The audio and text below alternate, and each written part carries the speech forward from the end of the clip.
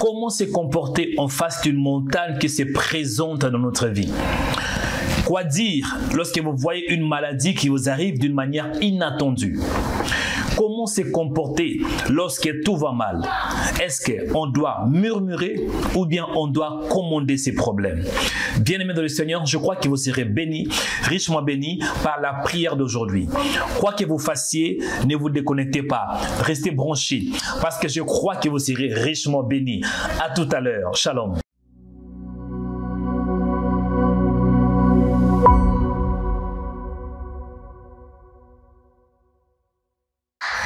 Bien-aimés dans le Seigneur, que Dieu vous bénisse abondamment, que la paix, que la grâce du Seigneur vous accompagne.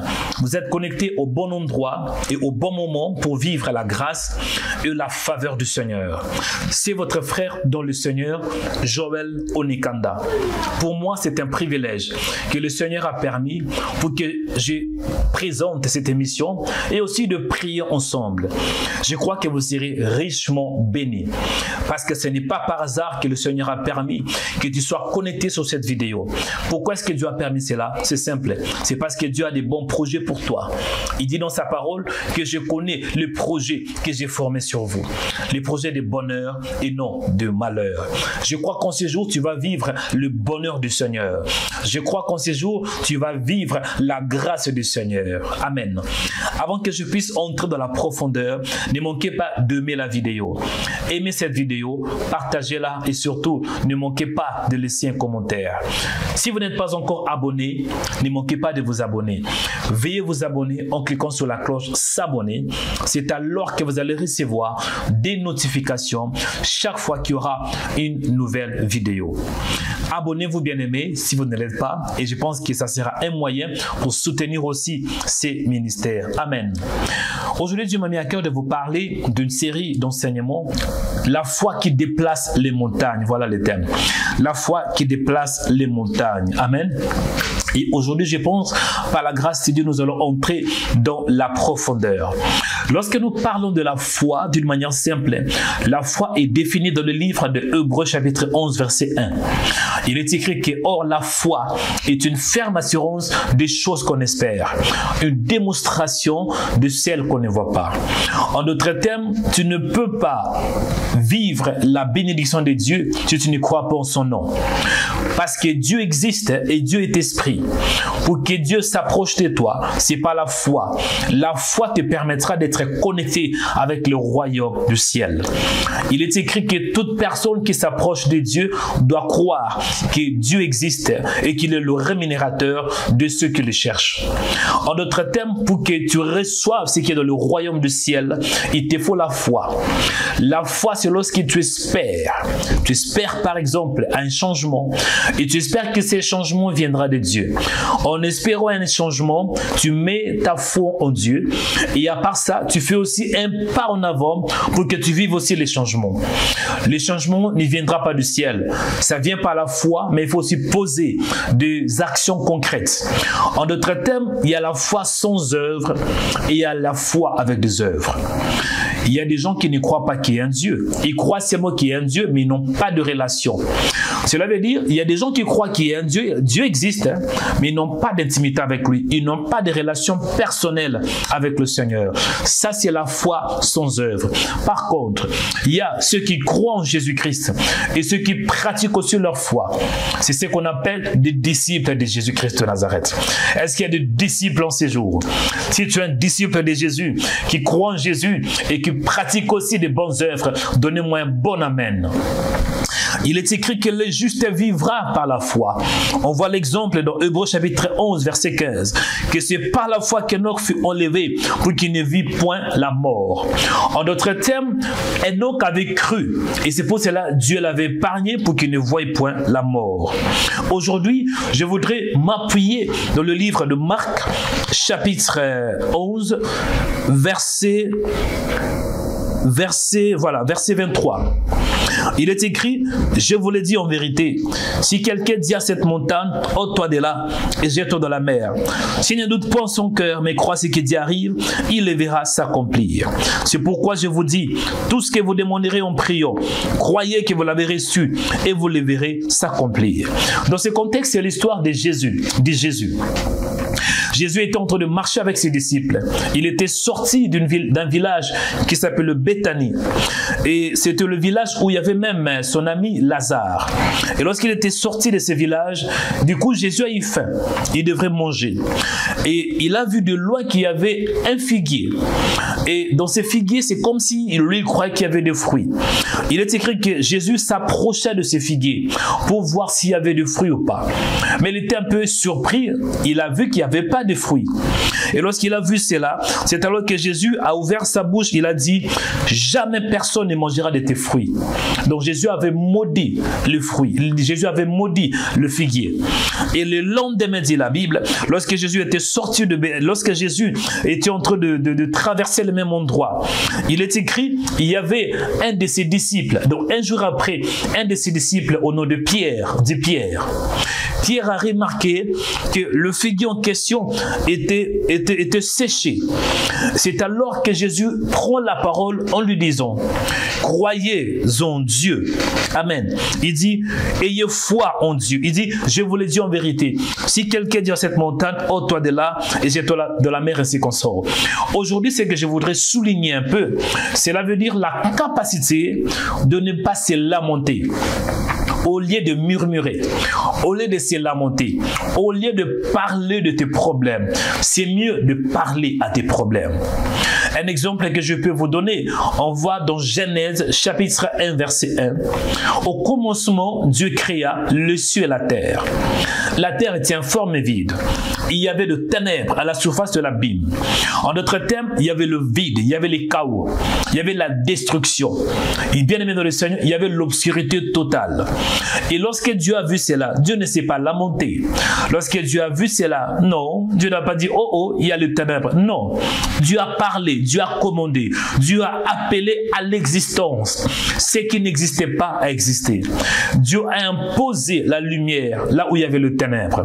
En ces jours, nous allons prier en fait d'imposer la lumière là où il y a le ténèbre. En ces jours, nous allons prier en fait d'imposer la guérison là où il y a la maladie. En ces jours, nous allons prier en fait d'imposer le bonheur là où il y a le malheur. En ces jours, nous allons prier en fait d'imposer la gloire du Seigneur. En ces jours, nous allons prier en fait d'imposer la bénédiction là où il y a la malédiction. En ces jours, nous allons prier en fait d'imposer le bonheur là où il y a le malheur. En ces jours, nous allons prier en fait d'imposer la percée là où il y a les blocages. Nous allons imposer les déblocages. Nous allons imposer la bénédiction. Nous allons imposer la gloire. Nous allons imposer la victoire. Nous allons imposer la prospérité par la puissance du Saint-Esprit. Ah, Dieu, homme de Dieu, avance pour que j'avance. Jésus, il a parlé de quoi? Il a parlé de la première des choses, il parle d'une montagne. Il dit, si quelqu'un dit à cette montagne. Et lorsqu'on parle de la montagne, je vais déjà expliquer. En fait, il y a même plusieurs aspects que je pourrais expliquer. On voit le figuier. Jésus a parlé de figuier. Il a parlé d'une montagne. Il a parlé aussi de la mer. Et lorsqu'on parle d'un figuier, le figuier sur le plan littéral, le figuier c'est un arbre fruitier. Et souvent c'est dans le pays, c'est plus vers l'Asie mineure. Voilà.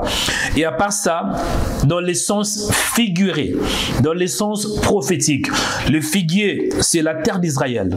C'est le symbole de la terre d'Israël. Et dans les sens aussi prophétiques, je peux dire que c'est aussi l'image d'un arbre selon Psaume chapitre 1, verset 1. Et il y a aussi la montagne, où Jésus a parlé de la montagne. Dans le sens littéral, lorsqu'on parle de la montagne c'est un lieu élevé. La montagne, c'est une élévation. La montagne, c'est un lieu où on peut monter. C'est ça d'une manière simple, la montagne. C'est un lieu élevé. Ça, c'est dans le sens littéral. Mais dans le sens prophétique, dans le sens spirituel, quand on parle de la montagne, il y a deux aspects. Il y a l'aspect positif, Il y a aussi l'aspect négatif. Dans l'aspect positif, la montagne, c'est un lieu de rencontre entre l'homme et Dieu. On voit l'histoire de Moïse. Moïse, il était monté sur la montagne d'Horeb et Dieu lui a parlé. On voit aussi Élie. Élie, il était monté sur la montagne de Carmel et Dieu avait fait descendre le feu dans l'autel. Bien-aimés dans le Seigneur, on voit aussi l'histoire de Jésus selon Marc chapitre 9, verset 2. Jésus était transfiguré devant les disciples. Et on a vu aussi, il y avait Élie et Moïse qui étaient là. Donc il y a eu la transfiguration sur la montagne. Et du côté négatif qu'on parle de la montagne, on peut s'appuyer dans le livre de Zacharie chapitre 4, verset 7, où il est écrit: qui es-tu, grande montagne, devant Zorobabel?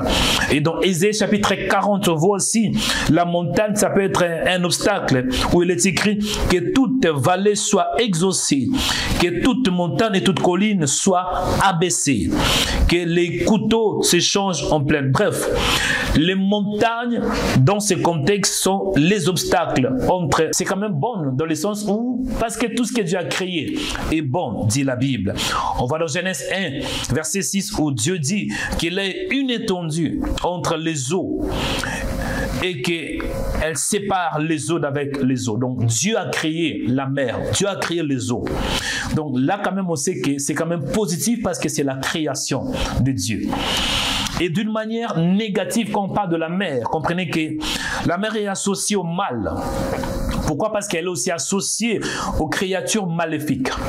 On voit par exemple dans l'histoire de Jonas, où Jonas a été avalé par un grand poisson. Jonas s'y retrouva dans le ventre d'un grand poisson. Psaume chapitre 61, verset 2, il est écrit: sauve-moi, ô Dieu, car les eaux menacent ma vie. On voit aussi dans le livre d'Apocalypse chapitre 13, où on voit, il est écrit: puis j'ai vu monter de la mer une bête. Là on voit l'antéchrist. Donc bref, la mer parfois peut aussi symboliser la destruction. Donc d'une manière prophétique par rapport au contexte, la mer c'est la mort. La mer, c'est la destruction. Et je peux aller plus loin dans le livre de Matthieu, chapitre 8, où on voit Jésus. Il a libéré, il a délivré cet homme qui était possédé d'une légion de démons, où il y avait plusieurs démons. Il a pris ces démons, il les a ordonnés d'aller vers le porceau. Et il a commandé cela, et la Bible me dit que le porceau et tout se précipita. Voici tous les troupeaux se précipita des pentes escarpés dans la mer. Ils périrent tous dans les eaux. Donc, l'eau dans ce contexte, c'est la perdition. L'eau dans ce contexte, c'est la destruction. L'eau, c'est la mort. Est-ce que je m'adresse à quelqu'un? Même l'apôtre Paul a parlé de baptême dans le sens où la plongée dans l'eau symbolise la mort avec Christ selon Romains, chapitre 6, verset 3. Bref, quand Jésus disait, si quelqu'un dit à cette montagne, jette-toi de la mer, cela veut dire, Jésus nous donne un exemple, qu'en face d'un obstacle, en face d'un problème, si nous avons foi, ce problème peut être paralysé, détruit par la puissance de la parole. En d'autres termes, au lieu de parler de la grandeur de nos problèmes, de l'auteur de tes problèmes, de la dimension de ta maladie, de la grandeur de ton célibat, de la grandeur de ton chômage, de la grandeur de tes problèmes, de la grandeur de ta pauvreté, de la grandeur de toutes sortes de malheurs que tu es en train de vivre. Non, ne parle pas de ça. Parle plutôt de la grandeur de ton Dieu et commander. Tu as la capacité, tu as l'habilité surnaturelle de commander. Et ce que nous allons faire en ces jours, au lieu de parler de nos problèmes, au lieu de parler des problèmes que nous avons, non. Nous allons commander ces problèmes. Nous allons dominer sur ces problèmes. Nous allons appeler à l'existence ce qui n'existait pas par l'autorité de la parole. Nous allons commander. Dis, je vais commander. Tu vas faire comme Jésus. Jésus avait commandé. Jésus avait dit, plus jamais personne ne mangera de ton fruit. Et le lendemain, Le figuier était séché jusqu'aux racines. Nous allons prier afin que tout arbre, bien-aimé, tout figuier qui s'oppose à la volonté de Dieu, qui se met entre nous et les promesses de Dieu, nous allons le déraciner. Nous allons parler et nous allons commander cela, que cela soit consumé, ôté et jeté dans la mer. Par la parole de Dieu, bien-aimé, on a la capacité de transporter, bien-aimé, l'obstacle, de transporter la maladie. En d'autres termes, la maladie va changer le corps. La maladie va changer la direction. La maladie va être ôtée et être consumée par la parole de Dieu. La Bible déclare que la mort et la vie sont au pouvoir de la langue. Tu dois parler, mais pas parler de tes problèmes, mais tu parles le problème. Tu ne parleras pas de ta maladie, mais tu parleras à la maladie. Tu ne parleras pas de ton célibat prolongé, mais tu parleras à ton célibat prolongé. Tu ne parleras pas de tes problèmes, mais tu parleras à tes problèmes. Vous voyez, j'ai nuance un peu. Au lieu de parler de tes problèmes, au lieu de murmurer, toi tu parles à tes problèmes. Ne parlez pas de tes problèmes, mais parle à tes problèmes. Ne parlez pas de ta situation, mais parle à la situation. Jésus, lorsqu'il était dans une barque, il est écrit qu'il y avait l'eau, il y avait la tempête qui menaçait la barque, il y avait l'eau qui a commencé d'entrer, de perturber la barque. Et Jésus était en train de dormir. Les disciples étaient terrorisés. Il y avait la peur. Ils étaient choqués. Ils disent, Seigneur, réveille-toi. Lorsque le Seigneur se réveilla, la Bible déclare que Jésus avait ouvert la bouche en disant, silence, tais-toi. Et la tempête était dans l'obligation de se soumettre à son Créateur. Mon frère, en toi, tu as la puissance créative. Tu parles, bien-aimé, et la nature sera dans l'obligation de t'écouter. Pourquoi? Parce que tu es le Fils de Dieu. Là où tu es, nous allons prier. Jésus avait dit, quelqu'un dit à cette montagne, nous allons prier, nous allons commander la montagne, nous allons commander tout obstacle, nous allons commander cette montagne, nous allons commander, bien-aimé, cette montagne dans tes études, cette montagne dans ta famille, cette montagne dans ta maison, cette montagne dans tes études, ces montagnes qui combattent ta vie, ces montagnes qui se présentent dans ton chemin. En ce jour, il faut que ton chemin soit libéré. Je dis, il faut que ton chemin soit libéré. Il faut que ta vie soit libérée. Et cela est possible par la parole de Dieu. La Bible déclare que la parole est la source de toute la création. Il est écrit qu'au commencement était la parole. Et la parole est avec Dieu. Et la parole était Dieu. Prions au nom de Jésus de Nazareth. Dieu de paix, Dieu de grâce, nous te célébrons. Dieu de paix, Dieu de lumière, je te rends grâce. Merci pour le temps que tu m'as donné. Merci pour ce moment favorable que tu m'as donné. Merci pour ta présence. Merci pour ton amour. Merci parce que tu fais au-delà. Au-delà de ce que je vois, au-delà de ce que je pense et au-delà de tout ce que je peux imaginer. Dieu de paix, Dieu de gloire, merci parce que tu es fidèle. Fidèle à ta parole et fidèle à tes promesses. Je recommande ces moments entre tes mains. Permets que le ciel s'ouvre. Il est écrit que l'Éternel ouvrira son bon trésor, le ciel. Seigneur, permets que ma prière puisse aller tout droit vers toi et que je sois exaucé au nom de Jésus de Nazareth. Et que le Saint-Esprit soit au centre de cette prière. Il est écrit que tout ce que vous demanderez en priant, croyez.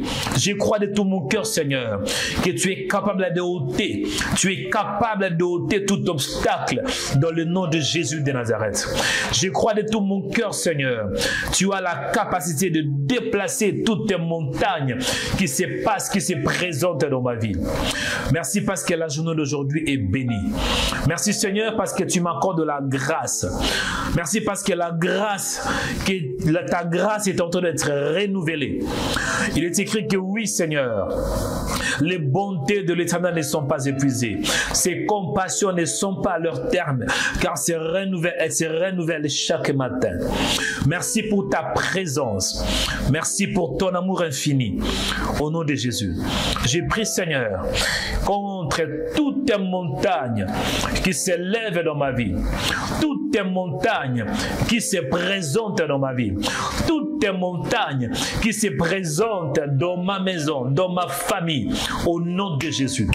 Je prie tout d'abord pour mon corps, que toutes les montagnes qui se présentent dans mon corps, que cela soit consumé, paralysé par la puissance de Dieu. Au nom de Jésus, toutes les montagnes invisibles, toutes les montagnes visibles qui se présentent dans ma vie, qui m'empêchent de voir l'horizon, qui m'empêchent de voir tes promesses, je me lève par la puissance de Dieu au nom de Jésus. Et que ces montagnes se déplacent, et que ces montagnes soient ôtées, et que ces montagnes soient brisées par le nom de Jésus de Nazareth. Dieu de paix, Dieu de gloire, Dieu de paix, Dieu de lumière, permet que cette journée soit une journée de libération. La Bible déclare que si dans le Fils vous affranchit, vous serez réellement libre. Père, je te dis merci pour ce temps que tu m'as donné. Père, je te dis merci pour ta présence. Père, je te dis merci pour ton amour. Père, je te dis merci pour ta grâce. Père, je te dis merci parce que tu es fidèle. Fidèle à tes promesses. Fidèle à ta parole. En ces jours, au nom de Jésus, la Bible déclare que tu seras béni à ton départ et à ton arrivée. Quand je quitterai ma maison, à mon départ, Seigneur, j'ai pris qu'il n'y ait aucun obstacle et que tout obstacle qui m'empêche de percer, montagne de la percée, montagne de la sécurité, montagne de la confusion, montagne de la peur, dans le nom de Jésus, que cela soit ôté de ma vie et que cela soit transporté, ôté de la mer, au nom de Jésus de Nazareth, et que la puissance du Saint-Esprit et que la parole du Seigneur puisse écraser tout ce qui s'oppose à toi, au nom de Jésus. Seigneur, accorde-moi la grâce de croire de tout mon cœur. Il est écrit, si quelqu'un ne doute point en son cœur, le problème que nous avons en tant qu'humains, c'est les doutes. Parfois, il y a des doutes. Mais je te prie, Seigneur, que tu m'accordes la grâce de ne pas avoir de doutes. Et que je croie en toi et que je m'appuie sur ta parole, que ce que tu me dis, Seigneur, que je m'appuie sur cela au nom de Jésus, que tu sois mon appui, que tu sois ma force au nom de Jésus de Nazareth, que je m'appuie sur toi, que tu sois mon appui, Seigneur. Dieu de paix, Dieu de lumière, j'ai pris que le ciel s'ouvre, j'ai pris que la pluie de la grâce, j'ai pris que la pluie de la faveur tombe sur ma vie au nom de Jésus, et que toutes les montagnes qui se présentent dans ma vie, et que cela soit écrasé par la parole de Dieu. J'écrase toutes les montagnes dans mon chemin, dans ma maison, dans ma vie de prière, dans ma vie spirituelle, et que toutes les montagnes qui m'empêchent de vivre ta puissance, que cela soit écrasé par la parole de Dieu au nom de Jésus de Nazareth. Seigneur, accorde-moi la grâce en fait de ne pas parler de mes problèmes, mais de plutôt de parler à mes problèmes. Accorde-moi la grâce de ne pas parler de la grandeur, ni de la dimension de la montagne, mais de parler plutôt de ta grandeur et de commander tout obstacle, de commander à la montagne, comme Jésus avait fait. Il a parlé à ce figuier, le figuier qui n'avait pas de fruits, parce qu'il n'y avait que de feuilles, et Jésus avait faim. Il a parlé, et le lendemain, dit la Bible, le figuier était séché jusqu'à la racine. J'ai pris, Seigneur, au nom de Jésus, toute racine qui n'est pas de toi, toute racine, Père Dieu de grâce, qui crée des problèmes dans ma vie, tout problème qui a de racines, voilà les mots, tout problème qui a de racines, problème physique ou spirituel, au nom de Jésus, que ces racines soient paralysées par la puissance du Saint-Esprit. Dieu de paix, je te rends grâce. La Bible déclare que le juste vivra par la foi. Dieu de paix, j'ai prié en ces jours que tu m'accordes la grâce de croire de tout mon cœur que Jésus est le Fils de Dieu, et que j'ai foi en toi, et que je m'appuie sur toi, et que tu sois mon appui, Seigneur. Merci, Seigneur, pour ta présence. Merci pour ta grâce. Merci pour ta faveur. Merci parce que tu es vivant. Merci parce que tu es réel. Au nom de Jésus de Nazareth. Bien-aimé dans le Seigneur, là où tu es, la main droite élevée, je vais prier pour toi et Dieu va te toucher. Crois de tout ton cœur. Jésus avait dit, ayez foi en Dieu. Élève la main droite. Au nom de Jésus de Nazareth, j'ai prié pour toi. Toi qui as la main élevée, que ta main soit un point de contact pour ton miracle. Que ta main soit un point de contact pour ta délivrance. Que ta main soit un point de contact pour ta libération. Et que toutes tes montagnes qui t'empêchent de vivre à la gloire de Dieu, toutes tes montagnes qui empêchent ta guérison, que cela soit ôté par la puissance de Dieu. Et que toutes tes montagnes dans ta maison qui se présentent dans ta vie, toutes tes montagnes dans tes projets, montagnes de l'échec, montagnes de l'instabilité, montagnes de la confusion, montagnes de la maladie, au nom de Jésus, que cela soit consumé par le feu de Dieu. Il est écrit que notre Dieu est un feu dévorant. J'appelle à l'existence ce qui n'existait pas d'exister dans ta vie. J'appelle à la guérison, j'appelle au miracle, j'appelle à la force, j'appelle à la gloire, j'appelle à la puissance de Dieu de te localiser. Tu reçois ces paroles au nom de Jésus. Que la guérison soit ton partage, que la puissance du Seigneur soit ton partage, que la paix du Seigneur soit ton partage, que la gloire du Seigneur soit ton partage, que la victoire du Seigneur soit ton partage. La Bible déclare que dans toutes ces choses, nous sommes plus que vainqueurs par celui qui nous a aimés. Tu es plus que vainqueur. Que la victoire soit ton partage, parce que cette journée, c'est la journée de victoire. Victoire dans ta vie, victoire dans ta maison, victoire dans tes affaires, victoire dans tes projets, victoire quand tu entres, victoire quand tu sors, victoire à ton départ, victoire à ton arrivée, victoire dans la ville, victoire dans le champ, victoire quand tu entres, victoire quand tu sors, victoire dans le lieu de travail, victoire dans le bus, victoire dans le métro, victoire dans la maison, victoire dans le travail, victoire dans ton école, victoire dans tout ce que tu fais, au nom de Jésus. Et que la victoire du Seigneur soit ton partage. Tu reçois ces paroles. Je vois un homme qui reçoit sa guérison. Je vois une femme qui reçoit son miracle. Je vois une femme qui reçoit sa délivrance. Je vois une femme qui est malade. Maintenant, l'Esprit de Dieu est en train de te guérir. Dieu guérit ses pieds qui affaiblis. Dieu guérit tes jambes qui sont affaiblies. Dieu te guérit de ces douleurs. Le mot de tête te libère. Les douleurs dans le dos te libèrent. Les douleurs dans le ventre te libèrent. Les douleurs dans le pied te libèrent. Au nom de Jésus de Nazareth, cette maladie te libère. Maladie respiratoire te libère. Maladie dans tes poumons te libère. Tu reçois la parole de Dieu. Tu touches ta guérison. Tu touches ta guérison. Tu touches ta guérison. Et tu marches avec ton miracle. Au nom de Jésus de Nazareth. Père, merci parce que le ciel est ouvert. Je crois en toi. Il est écrit que tout ce que vous demanderez en priant, croyez que vous l'avez reçu et vous le verrez s'accomplir. Je te dis merci Seigneur pour l'accomplissement de ta parole. Reçois l'honneur, la gloire et la puissance de siècle de siècle. Au nom de Jésus-Christ, nous avons ainsi prié par la foi. Amen. Que Dieu te bénisse abondamment. Si tu as été béni, ne manquez pas de partager cette vidéo à un frère, à une sœur ou bien pourquoi pas un ami. Partagez au maximum cette vidéo. Aimez-la et ne manquez pas de laisser un commentaire. Écrivez de quel pays vous suivez cette vidéo. Et surtout, ne manquez pas de vous abonner. Abonnez-vous afin de ne rien manquer. Abonnez-vous afin de recevoir des notifications chaque fois qu'il y aura de nouvelles vidéos. C'était Joël Onikanda. Vous êtes connecté au bon endroit et au bon moment. Vous êtes dans Rema Web, votre chaîne de prière. Par la grâce de Dieu, nous allons nous retrouver à la prochaine occasion. Que le Seigneur vous bénisse. Shalom. Bienvenue sur Rema Web. Rema Web qui est votre chaîne de prière qui expose la bonne nouvelle de Jésus. Vous pouvez faire des dons dans plusieurs pays du monde entier en utilisant un ordinateur PC, un portable ou une tablette. Commencez tout d'abord à naviguer sur notre page de remaweb.com. Cliquez sur la page partenaire pour faire un don ou pour devenir partenaire.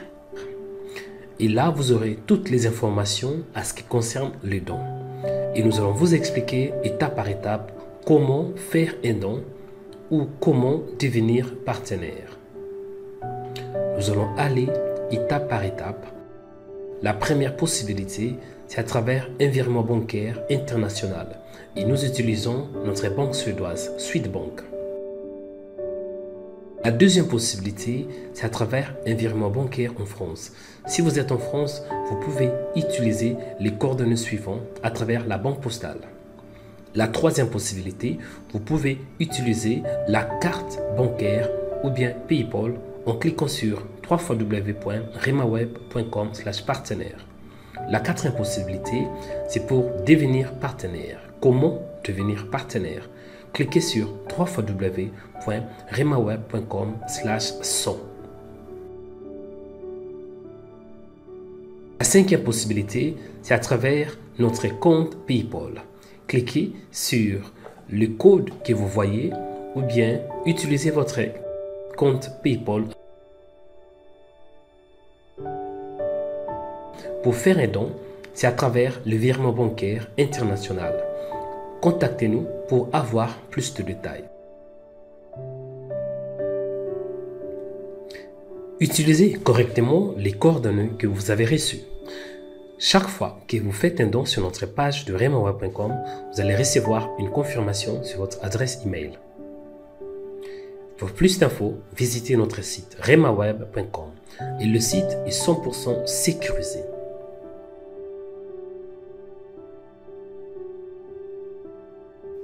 Soyez prudent si quelqu'un vous demande de faire un don au nom de Remaweb. Que Dieu vous bénisse. Abonnez-vous en cliquant sur la cloche pour être abonné sur notre page YouTube Rema Web. Pour vous abonner sur notre page YouTube, vous devez chercher Rema Web. Après, cliquez sur le logo de Rema Web et cliquez sur s'abonner. Ensuite, cliquez sur la cloche et prenez toutes pour recevoir toutes nos informations et notifications. Rema Web, votre chaîne de prière qui est disponible 24h sur 24 sur YouTube. Cliquez sur la cloche pour vous abonner.